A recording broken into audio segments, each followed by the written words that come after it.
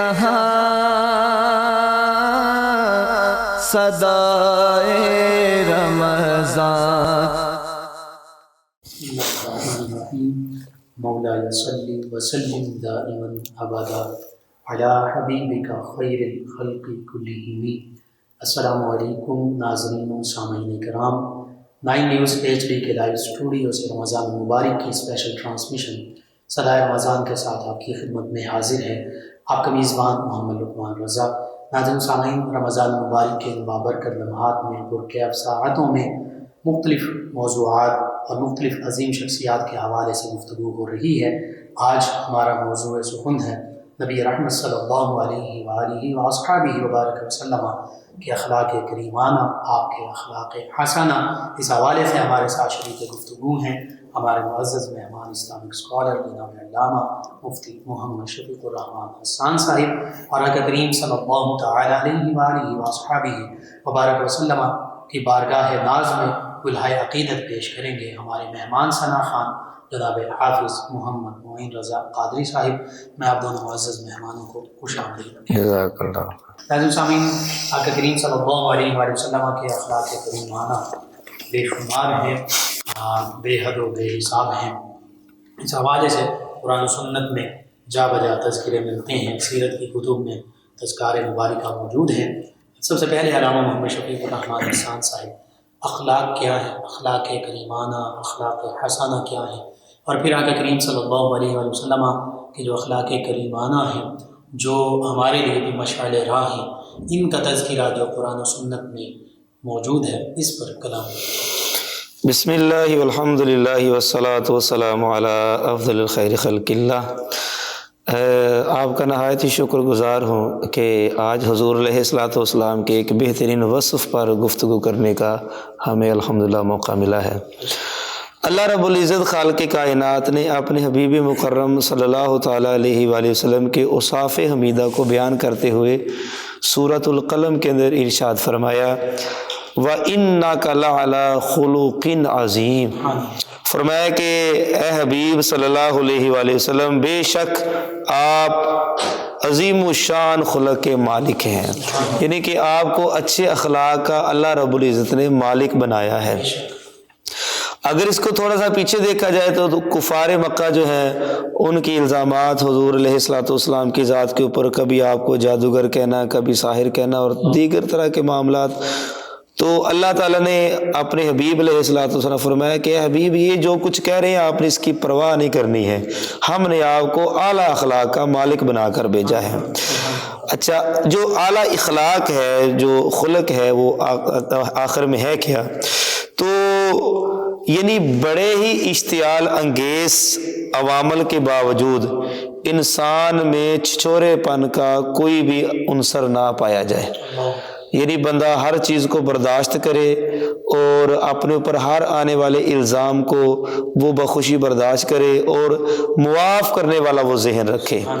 ام المومنین، محبوب رب العالمین، سیدہ طیبہ طاہرہ صدیق پاک کی صدیقہ بیٹی حضرت عائشہ صدیقہ بنت صدیق اکبر سلام اللہ علیہ، آپ سے پوچھا گیا کہ حضور علیہ الصلوۃ والسلام کے خلق جو ہیں وہ کیا ہیں، تو آپ فرماتی ہیں کان خلقہ القرآن، کہ حضور علیہ الصلوۃ والسلام جو ہیں وہ ان کا خلق قرآن ہے۔ یعنی کہ دوسرے لفظوں میں یوں کہہ لیجئے کہ الحمد سے لے کر والناس کی سین تک سارے کا سارا قرآن اللہ کے پیارے حبیب صلی اللہ علیہ وآلہ وسلم کا حسن اخلاق ہی بیان فرماتا ہے۔ اعلیٰ حضرت عظیم البرکت ایک جگہ پر ارشاد فرماتے ہیں تیرے خلق کو حق نے عظیم کہا، تیری خلق کو حق نے جمیل کیا، کوئی تجھ سا ہوا ہے نہ ہوگا شہا، تیرے خالق حسن و ادا کی قسم۔ معلم اخلاق صلی اللہ علیہ وآلہ وسلم کے لیے خلق عظیم کا صحیح مفہوم بیان کرنا تو بہت مشکل ہے، لیکن اما عائشہ نے ہمارے لیے یہ معاملہ آسان فرما دیا کہ اگر حضور علیہ الصلوۃ والسلام کے اخلاق دیکھنے ہیں تو پھر وہ اللہ کا قرآن پڑھا جائے۔ اچھا، اس سلسلے میں قرآن کریم جو ہے وہ آپ کو اینٹ کا جواب پتھر سے دینے کی اجازت ہرگز نہیں دیتا ہے، البتہ قانون عدل کے لحاظ سے اینٹ کا جواب اینٹ سے دینے کی اجازت ضرور دیتا ہے۔ اور جیسا کہ ارشاد ہوتا ہے کہ وَجَزَاءُ سَيِّئَةٍ سَيِّئَةٌ مِثْلُهَا، یعنی برائی کا بدلہ اتنی ہی برائی سے دیا جا سکتا ہے جتنی کہ اس نے آگے والے نے کی ہے۔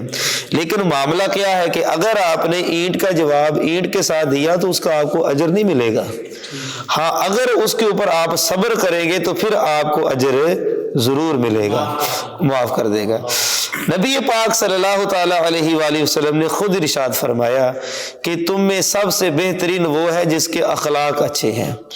دوسری جگہ پر حضور جان نور علیہ الصلوۃ والسلام نے ارشاد فرمایا کل قیامت والے دن جو نامہ اعمال میں سب سے وزنی چیز ہوگی وہ انسان کا حسن اخلاق ہوگا، کہ یعنی اگر اس کا اچھا حسن اخلاق ہوگا تو پھر نیکیوں والا پلڑا جو ہے وہ بھاری ہو جائے گا، اوپر کو ہو جائے گا، اور یعنی سب سے زیادہ وزن جو ہے وہ حسن اخلاق کا ہوگا۔ نبی پاک صلی اللہ تعالیٰ علیہ وآلہ وسلم نے اس کا ہمیں عملی نمونہ پیش کر کے بھی دکھایا۔ حضرت انس بن مالک رضی اللہ تعالیٰ عنہ فرماتے ہیں میں 10 سال حضور کی خدمت اقدس میں رہا، کوئی کمیاں کوتاہیاں بھی ہو جاتی تھی اور کام کے اندر سستی بھی ہو جاتی تھی چونکہ وہ خادم رسول تھے۔ کہتے ہیں کہ 10 سال کے عرصہ میں حضور جان نور علیہ الصلوۃ والسلام نے مجھے کبھی اف تک بھی نہیں کہا تھا، ایک ہے نا کہ اف کہہ دینا، یہ بھی کبھی نہیں کہا تھا۔ ایک جگہ پر حضور علیہ الصلوۃ والسلام نے ارشاد فرمایا کہ تم میں سب سے بہتر وہ ہے جو اپنے گھر والوں کے لیے اچھا ہو، یعنی کہ اگر اخلاق کا مظاہرہ ہم نے باہر بازار کے اندر کرنا ہے تو گھر کے اندر بھی ایسے ہی کرنا ہے۔ بعض کا لوگ ہوتے ہیں کہ باہر تو بہت خوش و خرم نظر آتے ہیں، دوستوں کے ساتھ خوش گپیاں لگاتے ہیں، ہنسی مذاق کرتے ہیں، لیکن جیسے گھر میں آتے ہیں بیوی اور بچوں کے ساتھ الجھ پڑتے ہیں، ان کے اوپر برس پڑتے ہیں، یا والدین کے ساتھ ان کا لہجہ جو ہے وہ تلخ ہوتا ہے۔ تو ہمارے نبی پاک صلی اللہ علیہ وسلم کی ایسی تعلیمات ہرگز نہیں ہے۔ حکم یہ ہے کہ جس طرح آپ نے باہر رہنا ہے اسی طرح آپ نے گھر کے اندر بھی رہنا ہے۔ حسن اخلاق ہے کیا؟ حسن اخلاق دراصل اس کا سادہ سا مفہوم یہ ہے کہ کوئی بندہ آپ کے ساتھ برائی کرے، کوئی آپ کے متعلق برا ارادہ رکھے تو اس کا جواب آپ نے صبر اور تحمل اور بردباری اور حلم کے ساتھ دینا ہے۔ اور نبی پاک صلی اللہ علیہ وسلم کی زندگی سے ہمیں اس کی کئی مثالیں ملتی ہیں، ان کو آگے چل کے ہم انشاءاللہ بیان فرمائیں گے۔ بہت خوب، یعنی ہر حالت میں جی اللہ تعالیٰ کی رضا کی خاطر جو ایسی چیزیں ہیں جو طبیعت جن کو پسند نہیں کرتی، مزاج کے مخالف ہیں، موافق نہیں ہیں، لوگوں کے وہ جملے بھی ہو سکتے ہیں، لوگوں کے رویے بھی ہو سکتے ہیں، ان پر صبر، شکر، تحمل، برداشت کا مظاہرہ کرنا، یہ اخلاق حسنہ میں جی بالکل ایسے ہیں۔ ناظرین سامعین، بہت خوبصورت گفتگو نبی رحمت صلی اللہ علیہ وآلہ وصحبہ وبارک وسلم کے اخلاق کریمانہ کے حوالے سے ہو رہی ہے۔ سلسلہ کرام میں جاری رکھیں گے۔ ہمارے ساتھ موجود ہیں ہمارے مہمان ثنا خان جناب حافظ محمد معین رضا قادری صاحب۔ نبی رحمت صلی اللہ علیہ وآلہ وصحبہ وبارک وسلم کی بارگاہ ناز میں ہدیہ عقیدت پیش کریں گے جناب حافظ محمد معین رضا قادری صاحب۔ وہی رب ہے جس نے تجھ کو ہمتن کرم بنایا، وہی رب ہے جس نے تجھ کو ہمتن کرم بنایا، ہمیں بھیک مانگنے کو تیرا راستہ بتایا، ہمیں بھیک مانگنے کو تیرا راستہ بتایا، تجھے حمد ہے خدایا۔ وہ کنواری پاک مریم، وہ نفخت فیہ کادم، وہ کنواری پاک مریم، وہ نفخت فیہ کادم، ہے عجب نشان اعظم مگر آمنہ کا جایا، وہی سب سے افضل آیا، وہی سب سے افضل آیا، تجھے حمد ہے خدایا۔ یہی بولے سدر والے چمن جہاں کے تھالے، یہی بولے سدر والے چمن جہاں کے تھالے، سبھی میں نے چھان ڈالے، پر تیرے پایا کا نہ پایا، تجھے یک نے یک بنایا، تجھے یک نے یک بنایا، تجھے حمد ہے خدایا۔ ارے اے خدا کے بندوں، کوئی میرے دل کو ڈھونڈو، ارے اے خدا کے بندوں، کوئی میرے دل کو ڈھونڈو، میرے پاس تھا ابھی تو ابھی کیا ہوا خدایا، نہ کوئی گیا نہ آیا، تجھے حمد ہے خدایا، تجھے حمد ہے خدایا۔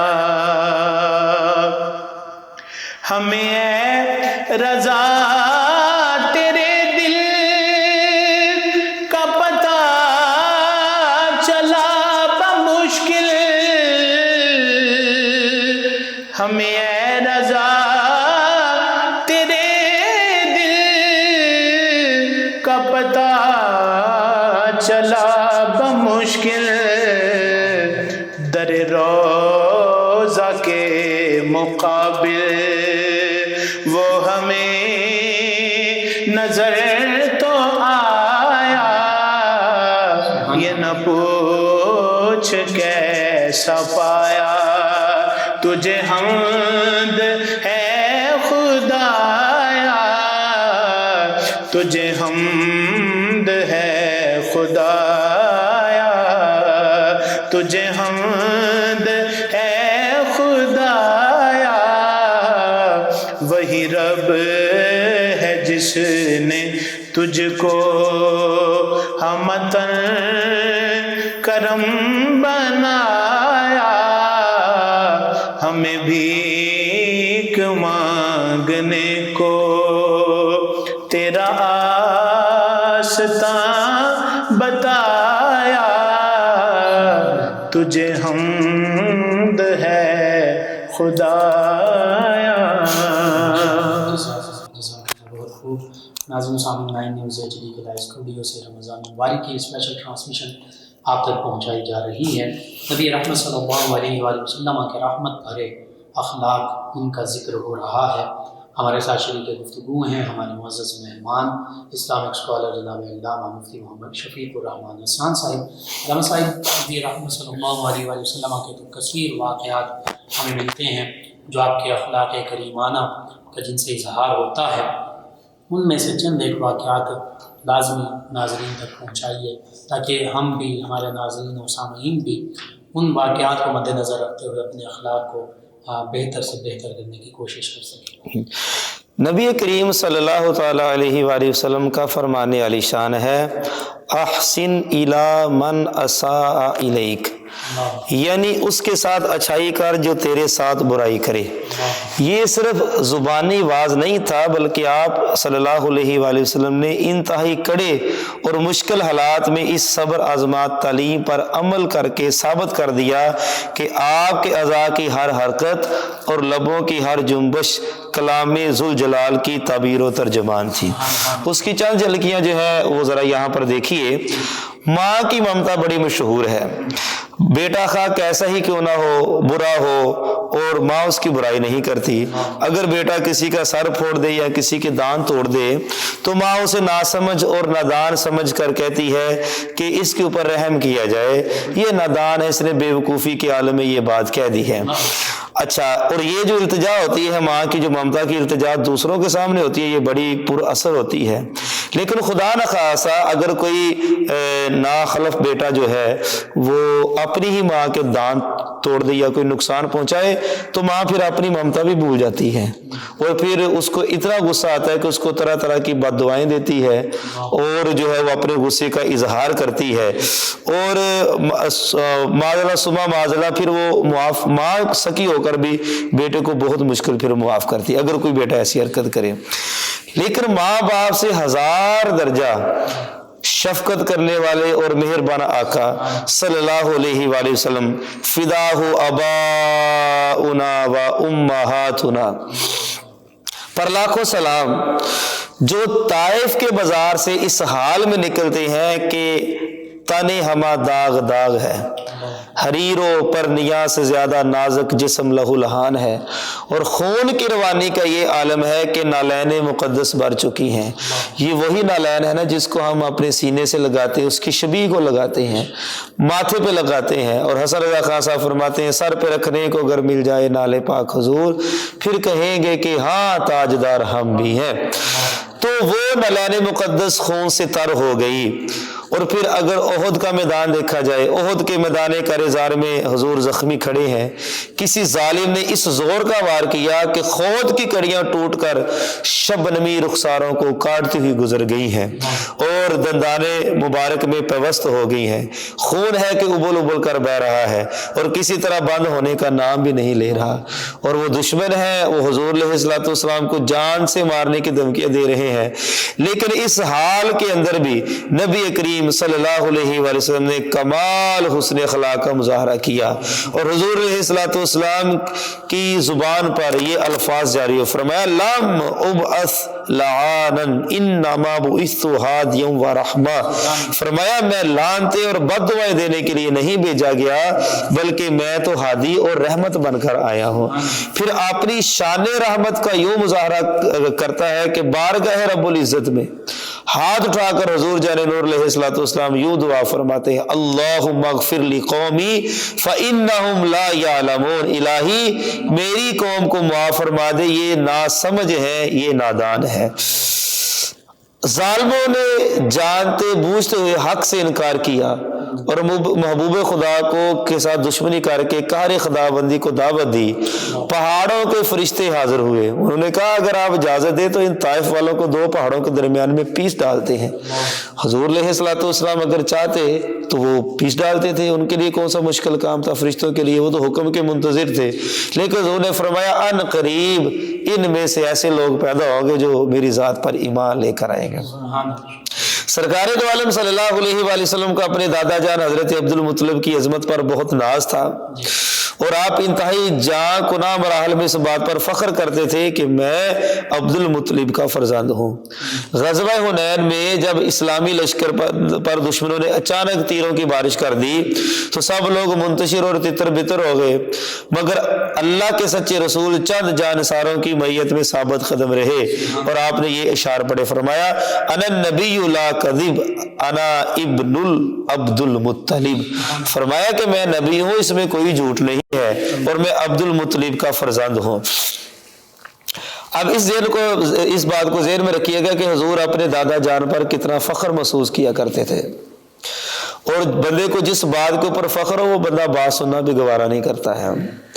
زید ابن ثانہ سے سرور کونین صلی اللہ علیہ وآلہ وسلم نے کچھ قرض لے رکھا تھا، ابھی واپس کرنے کا طے شدہ وقت بھی نہیں آیا تھا، کہ ایک دن زید ابن ثانہ آیا اور آپ کی چادر مبارک کو انتہائی گستاخانہ انداز میں پکڑ کر زور سے کھینچا، پھر نہایت درست لہجے کے اندر کہنے لگا، مجھے میرا قرض دیجئے۔ صرف اتنی بات نہیں تھی، اب صبر کا پیمانہ لبریز ہونے والی باتیں کی گئی۔ تم عبد المطلب کی اولاد ہو ہی ایسی، تمہارا خاندان ہی ایسا ہے، تم ٹال مٹول سے کام لیتے ہو، تم وعدے کی خلاف ورزی کرتے ہو۔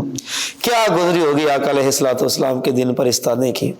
جس دادا کا فرزند ہونا باعث صد افتخار سمجھتے تھے، اسی نامور دادا کے نام پر طعنہ دیا جا رہا تھا، اور جس خاندان کی عزت اور شرافت کی گواہی اللہ کے قرآن نے گواہی دی، لإیلاف قریش سورہ نازل ہوئی کہ خاندان قریش ہے، بنی ہاشم ہے، اور اس کا ایک ڈنکا بجتا ہے۔ حضور علیہ الصلوۃ والسلام نے خود ارشاد فرمایا کہ اللہ تعالیٰ نے جب قبائل کا انتخاب کیا تو مجھے بہترین قبیلے میں پیدا فرمایا۔ اس خاندان کا جو ہے وہ طعنہ دیا جا رہا ہے۔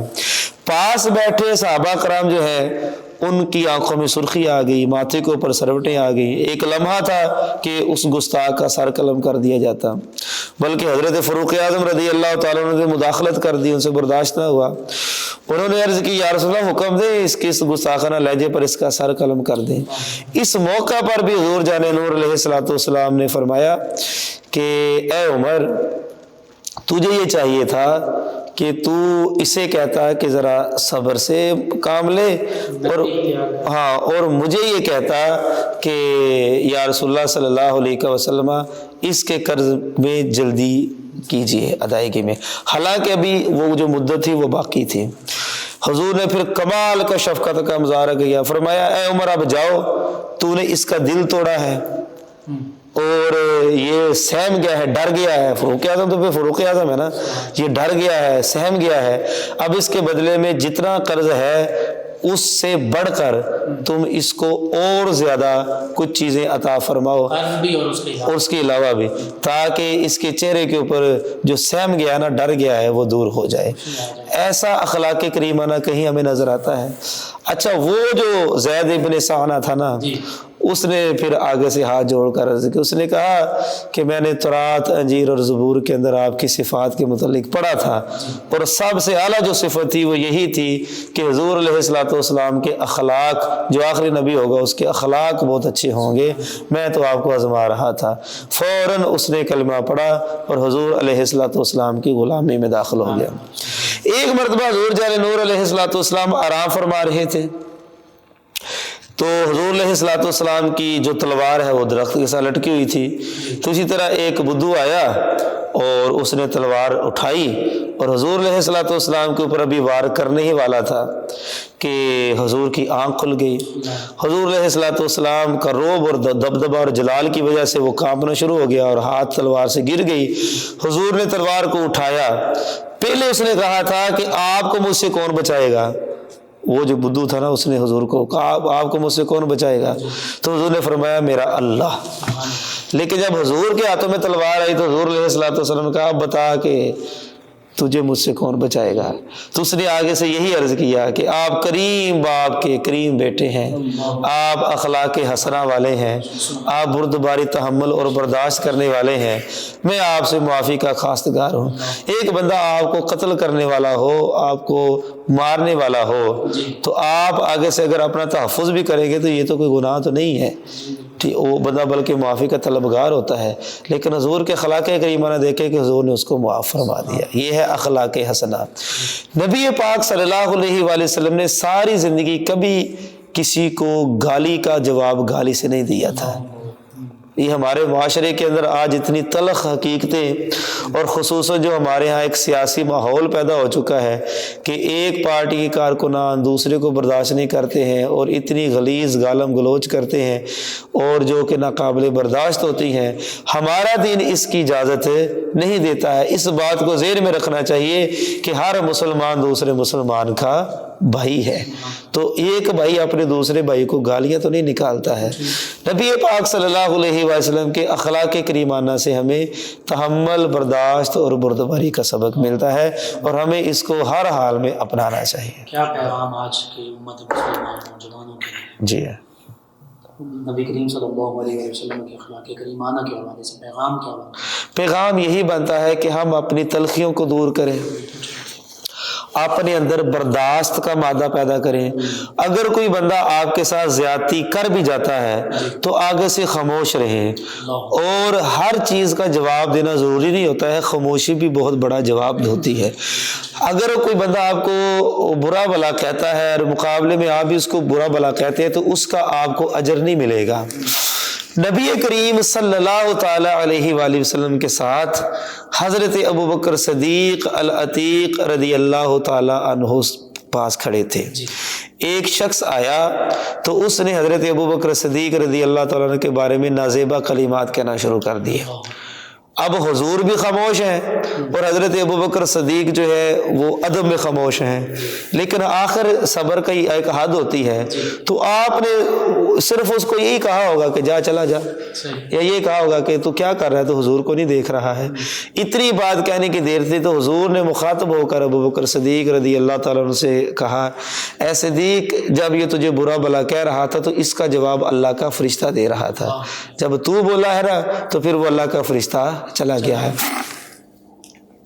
کریم ابن کریم، مولا ابن مولا، سید ابن سید، حیدر ابن حیدر، شبیہ مصطفیٰ، عکس جمال مصطفیٰ، تنویر مصطفیٰ، تصویر مصطفیٰ، امام حسن مجتبیٰ رضی اللہ تعالی عنہ کو جو مروان بدبخت تھا، اس نے آپ کے بارے میں اور آپ کے خاندان کے بارے میں نازیبہ الفاظ کہے، اور توقع اس کو یہ تھی کہ آگے سے امام حسن بھی یہی جواب دیں گے۔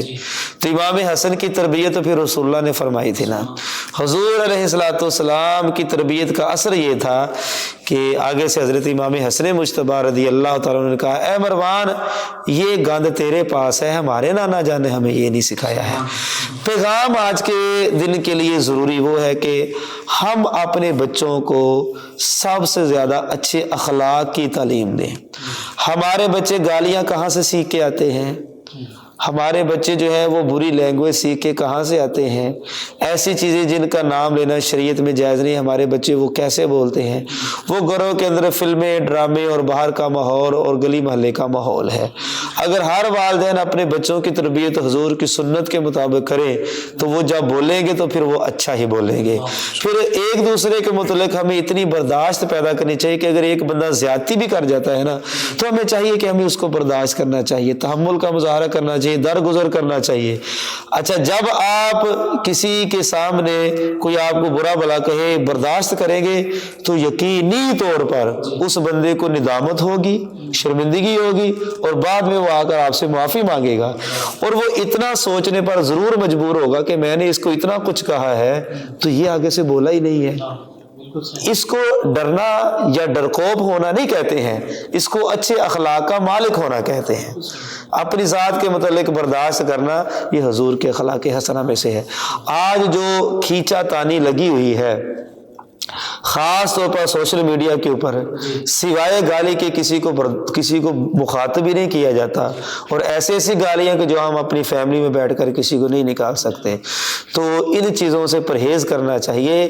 سیاست اپنی جگہ، پارٹی بازیاں اپنی جگہ، محلے داریاں اپنی جگہ، ان ساری چیزوں کو بالائے طاق رکھتے ہوئے ہم مسلمان ہیں، اور حضور علیہ الصلوۃ والسلام کا فرمان عالی شان ہے کہ ایک مسلمان دوسرے مسلمان کے جسم کا حصہ ہے۔ تو کیا ہم اپنے جسم کے حصے کو برا بھلا کہہ رہے ہیں؟ کیا ہم اس کو گالیاں نکال رہے ہیں؟ ہم اخلاق سے اتنے گر چکے ہیں، ہماری زبان اتنی بے لگام ہو چکی ہے۔ مفہوم ہے کہ یہ جو زبان ہے نا، یہ صبح صبح تمام اعضاء کے سامنے ہاتھ جوڑتی ہے اور کہتی ہے کہ اگر یہ جتنے اعضاء ہیں یہ زبان کے سامنے ہاتھ جوڑتے ہیں اور کہتے ہیں کہ اگر تو سلامت رہی تو ہم بھی سلامت رہیں گے، اگر تو سلامت نہ رہی تو ہم بھی سلامت نہیں رہیں گے۔ بزرگان دین فرماتے ہیں زبان میں ہڈی تو نہیں ہوتی ہے لیکن یہ ہڈیاں ضرور توڑوا دیتی ہیں۔ تو اگر اخلاق حسنہ کا مظاہرہ کیا جائے تو ہم بہت سارے لڑائی جھگڑوں سے، بہت ساری برائیوں سے، بہت ساری بد زبانی سے، بد کلامی سے، فحش گفتگو سے بچ سکتے ہیں۔ ماشاءاللہ، بہت خوب۔ ناظرین سامعین، 9 نیوز ایچ ڈی کے لائیو اسٹوڈیو سے رمضان مبارک کی اسپیشل ٹرانسمیشن میں ایک اور کلام شامل کرتے ہیں۔ حافظ محمد معین رضا قادری صاحب نبی رحمت صلی اللہ علیہ وسلم کی بارگاہ اقدس میں ہدیہ عقیدت پیش کریں گے۔ جی حافظ ایسا تجھے خالق نے طرح دار بنایا، ایسا تجھے خالق نے طرح دار بنایا، یوسف کو تیرا طالب دیدار بنایا، یوسف کو تیرا طالب دیدار بنایا، کونین بنائے گئے سرکار کی خاطر، سبحان اللہ، کونین بنائے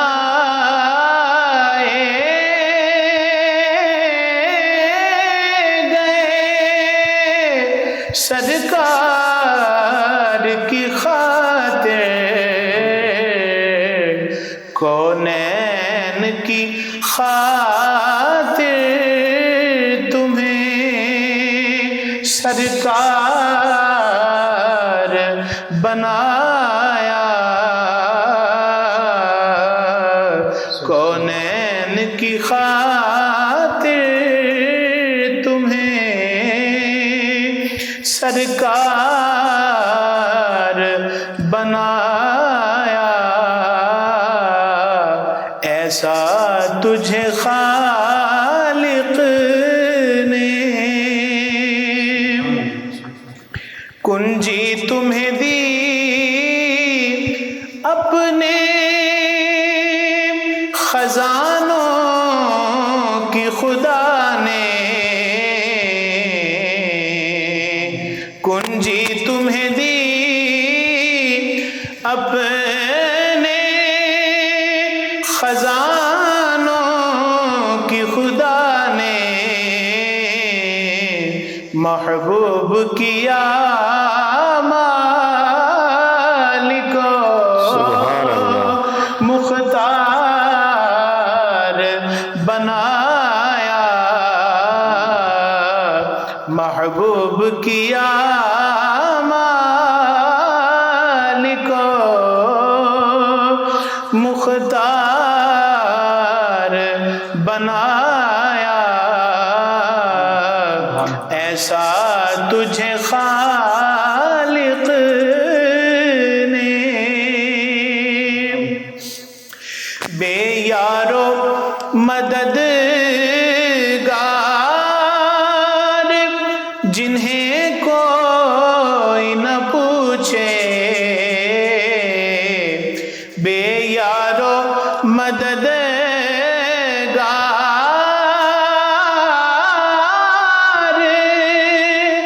جنہیں کوئی نہ پوچھے، ایسوں کا تجھے یارو مددگار بنایا، ایسوں کا تجھے یارو مددگار بنایا، ایسا تجھے خالق نے ان کے لب رنگی کی نچھاور تھی وہ جس نے، ان کے لب رنگی کی نچھاور تھی وہ جس نے، پتھر میں حسن لالے